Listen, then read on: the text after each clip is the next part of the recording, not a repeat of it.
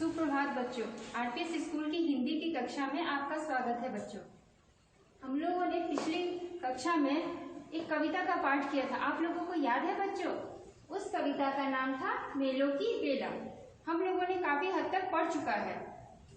ये हमारा विषय है हिंदी, पाठ प्रथम है। हम लोग पहली कविता का पाठ कर रहे हैं बच्चों, और हम लोग बहुत सारे मेले और त्योहारों से परिचित हुए थे बच्चों। आप लोगों को याद है बच्चों? चलिए मैं आपको बताती हूँ। कुछ त्योहार तो मुझे याद है, मैं आपको बता देती हूँ ताकि आप लोग याद कर सके फिर से। एक था मकर संक्रांति, आप लोगों को याद आया बच्चों? होली, राखी, शीतला पूजन, ईद, क्रिसमस, कुछ तो याद आया हो बच्चों। और दिवाली। हम लोगों ने बहुत सारे त्योहार के बारे में पिछली कक्षा में हम लोगों ने पढ़ लिया है। अब चलिए आगे की कुछ पंक्तियां हैं, हम लोग उसे पढ़ लेते हैं। मेले की बेला कविता का पाठ हम लोग करने जा रहे हैं बच्चों, और इसके कुछ कठिन शब्द पहले हम लोग वो सब देख लेते हैं। पहला है गिरिजन। जो लोग पहाड़ों पे रहते हैं उन्हें गिरिजन कहा जाता है बच्चों।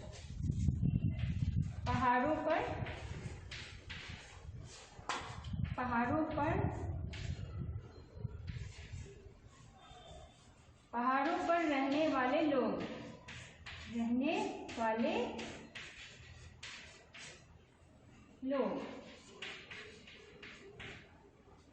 दूसरा हमारा शब्द बच्चों समरस। समरस का अर्थ होता है मिलकर एक होना। समरस का अर्थ होता है मिलकर एक होना,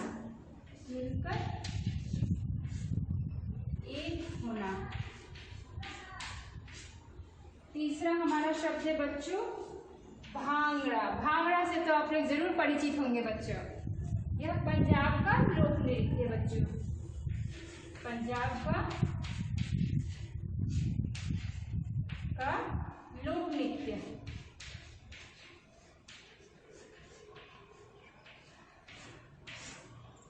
और चौथा है हमारा गरबा। गरबा तो आप लोग जानते होंगे बच्चों, यह गुजरात का लोक नृत्य है। गुजरात का लोक नृत्य। इस कविता में बच्चों हम लोग आगे और बहुत सारे त्योहार के बारे में जानेंगे, और बहुत प्रदेश की जो खासियत है उससे हम लोग परिचित होंगे बच्चों। चलिए बच्चों हम लोग कविता का पाठ करने जा रहे हैं। गिरिजन वनवासी मिलजुल कर रथ यात्रा में जुट जाते। आप लोग को समझ रहे हैं? पंक्तियों को पढ़ने से कुछ आभास हो रहा है बच्चों आप लोगों को? यहाँ उस यात्रा के बारे में बताया गया है जहाँ पे जैसे आप लोग जानते हो केदारनाथ की यात्रा, और जम्मू कश्मीर में एक है वैष्णो देवी की यात्रा, आप लोग जानते ही होंगे यात्रा है। तो वहाँ पे जो भी वनवासी है, जो पहाड़ों पे लोग रहते हैं, इस यात्रा में एक साथ मिलजुल कर सबको यात्रा कर रहे हैं। ठीक है बच्चों, उसके बारे में बताया गया है। गूंजे मंदिर हंसी गुफाएं। जब लोग जाते हैं, जब एक साथ सब कोई लोग मिलते हैं, तो किस तरीके से हर्षोल्लास का माहौल होता है बच्चों। कितने खुश होते हैं सब बच्चे जब त्योहार मनाते हैं। उस खुशी की आवाज जो है वो गूंज उठी है। सब मिलकर समरस हो जाते हैं। समरस का अर्थ है बच्चों मिलकर एक होना। मतलब यहाँ पे जिस यात्रा में सब कोई जा रहे हैं वहाँ पे सबको एक साथ मिलजुल कर एक हो चुके हैं। सब कोई उस यात्रा का लुत्फ अच्छे से उठा रहे हैं। उसके बारे में इन पंक्तियों में उसी की बात कही गई है बच्चों। चलिए हम लोग दूसरी पंक्ति में आते हैं। ढोल नगारा बीन बांसुरी। ढोल नगारा, ढोल से तो आप लोग कुछ समझते होंगे। पूजा पाठ में, शादी ब्याह में भी इसका प्रयोग किया जाता है बच्चों। बीन बांसुरी से कृष्ण जी की आप लोग को याद जरूर आएगी। वो गोपियों को प्रसन्न करने के लिए, उन्हें उकसाने के लिए बांसुरी बजाते थे। ताता थैया थिरक उठे। ताता थैया, यहाँ नृत्य के बारे में बताया गया है बच्चों कि किस तरह लोग नाच रहे हैं, थिरक रहे हैं, उसके बारे में बताया गया। कथक भांगड़ा रास रचा। कथक मैं आपको बताने जा रही हूँ बच्चों, ये राजस्थान का लोक नृत्य है और उत्तर प्रदेश की यह शैली है। भारत उत्तर प्रदेश की यह शैली है और विशेषकर राजस्थान में इसका नृत्य किया जाता है कथक। भांगड़ा रास रचा। भांगड़ा आप लोग जानते हैं ये पंजाब का लोक नृत्य है बच्चों। पंजाब में इसका विशेष रूप से प्रदर्शन किया जाता है। आजकल तो हम लोग सभी जगह देखने को मिलता है बच्चों। गरबा से धरती धमक उठे। गरबा। गरबा तो आप लोग जानते हैं बच्चों, यह पंजाब का लोक नृत्य है और वहीं पे इसका विशेष रूप से प्रदर्शन किया जाता है। आजकल तो सभी जगह इस आपको गरबा देखने को मिलेगा। देश विदेश से भी आप लोग परिचित होंगे कि वहाँ पे विदेश के लोग भी इससे काफी प्रभावित है। चलिए बच्चों, तीसरी पंक्ति हम लोग पढ़ने जा रहे हैं, स्वतंत्रता दिवस या गणतंत्र दिवस।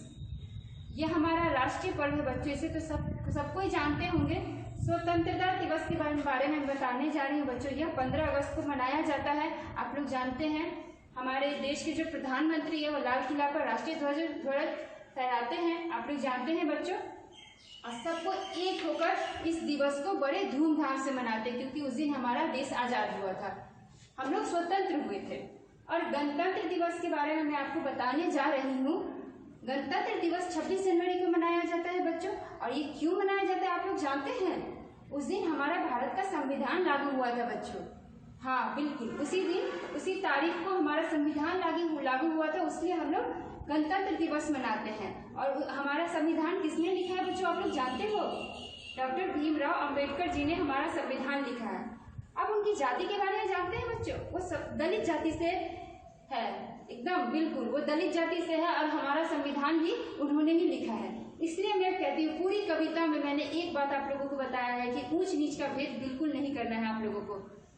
हम लोग एक जाति है, एक समुदाय है, हम लोग सब एक रस में एक जगह एक सब रस हो जाते हैं। यहाँ बताया गया ना कि सब मिलकर हम एक है। हम सबसे पहले हिंदुस्तानी है, उसके बाद कुछ और। ठीक है बच्चों, आप लोग कुछ समझ गए होंगे स्वतंत्रता दिवस और गणतंत्र दिवस। चलिए बच्चों, बाल दिवस या गांधी मेला। बाल दिवस तो आप लोग जानते होंगे बच्चों, जो 14 नवंबर को मनाया जाता है, बच्चों के लिए आयोजित किया जाता है। गांधी मेला, गांधी जयंती के बारे में आप लोग जानते हैं, जो 2 अक्टूबर को मनाया जाता है बच्चों। इन्हें बापू के नाम से भी जाना जाता है।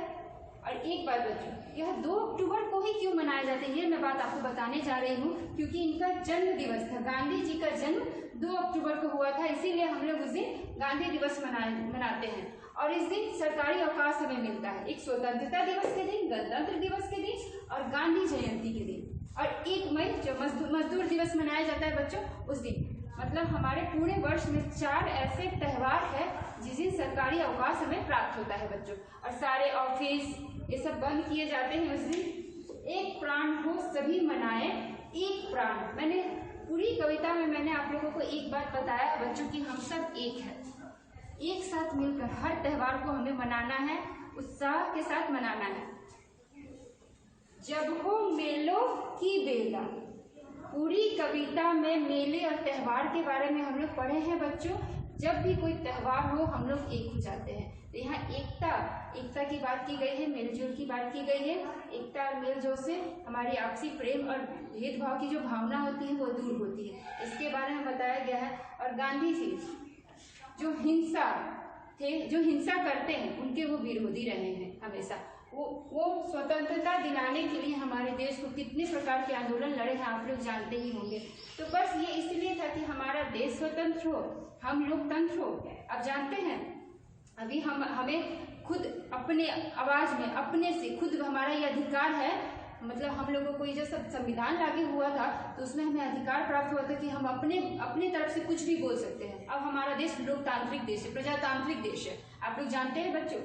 चलिए, हम लोग बहुत सारे त्योहार के बारे में पढ़े बच्चों। मैंने सभी प्रकार के त्योहार से आप लोगों को परिचित कराया है इस वीडियो में, और जो कठिन शब्द है मैंने लिखवा दिया है आप लोगों को। तो इस पूरी कविता का पाठ हमने पूरा कर लिया है और पिछली क्लास में हम लोग प्रश्न उत्तर करेंगे। लेकिन जितना मैंने आप लोगों को बताया है इतने में आपका प्रश्न उत्तर अच्छे से सॉल्व होगा। मैं समझ सकती हूँ कि आप लोग कर पाएंगे खुद से। लेकिन पिछली कक्षा में हम लोग प्रश्न उत्तर के बारे में बच्चों पढ़ेंगे और आप लोग अच्छे से कॉपी में लिख लीजिएगा। जिन जिन त्योहारों के बारे में मैंने जो बताया है उसके पीछे की जो गाथा है मैंने सब कुछ आप लोगों को बताया है, वो आप लोग अच्छे से लिख लीजिएगा और फेयर कॉपी बना लीजिए बच्चों हिंदी के लिए। हाँ बिल्कुल, और इससे सब कुछ अच्छे से आप लोग लिख लीजिएगा। चलिए, आज के लिए इतना ही। धन्यवाद बच्चों।